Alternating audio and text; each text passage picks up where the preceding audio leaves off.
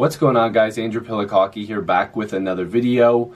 And yes, I'm talking about it again because, of course I am. The Toronto Maple Leafs and Mitch Marner still are without a contract, and I am still under the belief that this is going to take until training camp. I believe it's going to happen on the first or second day of training camp, and Marner's still going to get in a decent amount of his training camp in and be ready for the season, which is optimistic at this point. But I think that there's been a lot of, misread information out there lately, because there actually has been a small bit of updates coming from James Myrtle of The Athletic. Now, this is where it all started, and at some point, a lot of people got it all mixed up. But if you're new to this channel, I'd really appreciate it if you support by subscribing. Again, join here. We talk about hockey all the time. If you like the video, subscribe. All right, let's go. So, anyways, I'd also like to point out, this is a Mitch Marner jersey. I'm a huge fan of the guy. I hope he signs. This is in no way disrespectful to Mitch Marner. I'm not trying to be disrespectful. I'm a huge fan, and I hope it gets done. I hope he gets his money as well, but realistic money. Let's be honest here. So James Myrtle started a little bit of talk, and I'm kind of paraphrasing here, basically saying that the Leafs have been aggressive trying to get him done.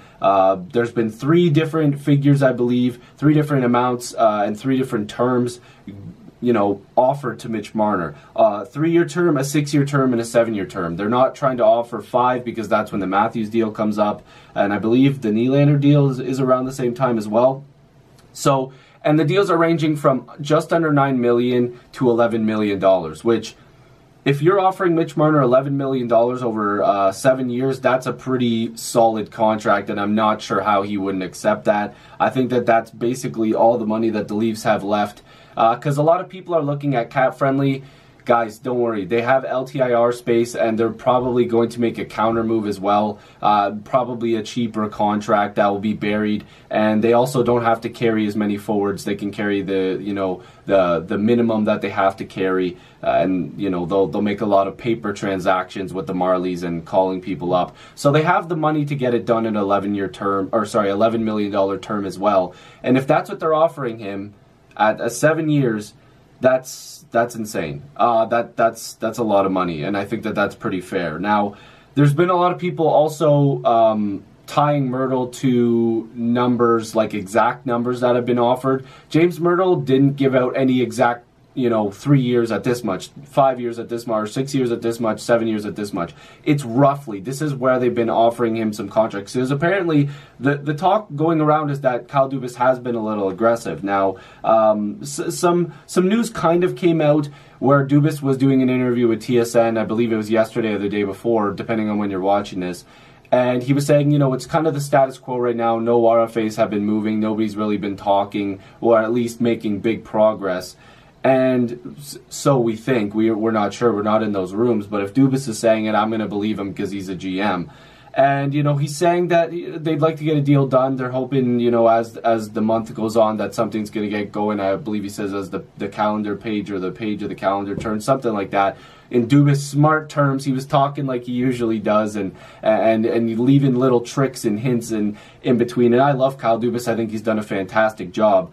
And if he's offering them Mitch Marner these 3 different terms, I don't see how he's not accepting any of these. Now, the rumor going around as well, and I believe Myrtle brought this up, or another reporter brought this up. There's been a couple different people that have confirmed it, or at least said there's some truth to this, that Mitch Marner's camp has responded with an outrageous 3-year deal at $10 million per season. Now, no, that's way too much money. That would make him easily the highest paid bridge contract of all time. Considering Kucherov got, over $6 million or $4 million on a bridge deal contract? Like, what? I gotta look it up. I'm pretty sure he had just a very, very small number. Yeah, Nikita Kucherov signed a 3-year bridge deal in 2016 that carried an AAV of $4.77 million. Now, let's be honest here. The cap has been different. It's 3 years later. The cap percentage and everything is different. But for the sake of it, let's say Kucherov signs for 7.5 instead of 4.77 on a 3-year bridge. You're telling me Mitch Marner should make way more, should make $3 million more than Nikita Kucherov if he did sign for that? Or hell, let's give Kucherov $8 million. You think that Mitch Marner should make $2 million more than Nikita Kucherov? This would make him easily the highest paid bridge contract of all time.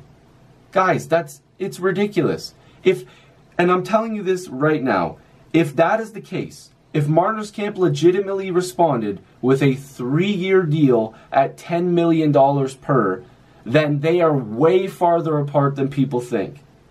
Keep in mind, the rumor going around with the Nylander contract that they were $300,000 to $500,000 apart, which should have been resolved, let's be honest here, through bonuses or something else.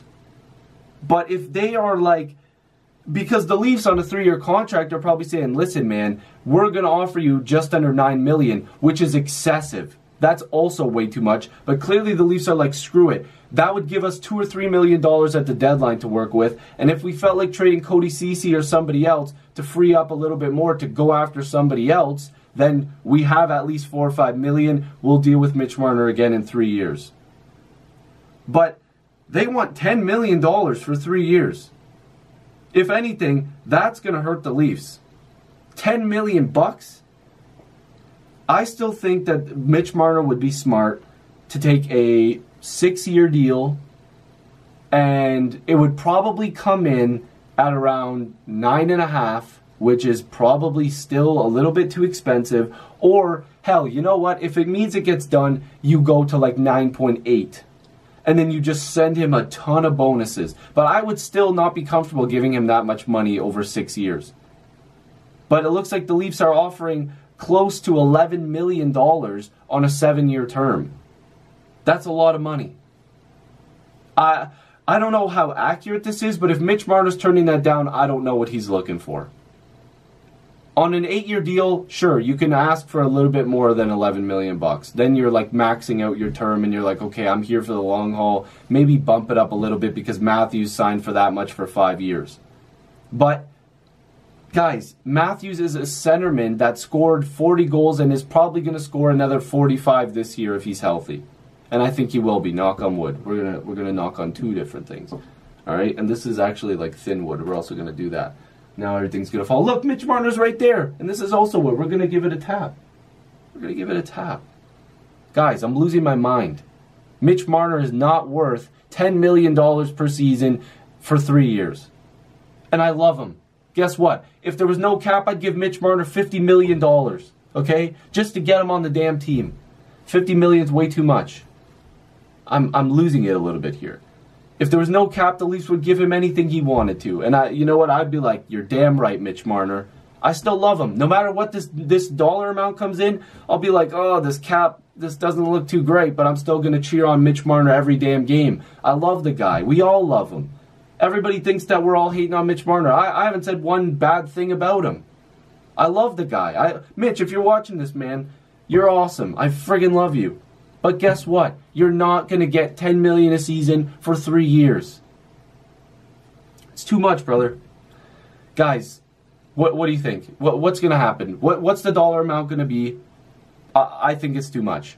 If that's actually what they're countering with, it's too much. So let me know what you guys think. I still think it's going to be a 3-year deal, and they're going to have to get him to a cheaper AAV because they need to pump out some bonuses. Let Mitch go first the next time these contracts are going through because, like I said, if the Nylander deal was only $200,000 apart or $300,000 apart, and it took till December, how long is this going to take? Oh boy.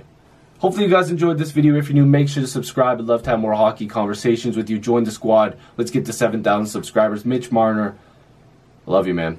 Please sign. Peace.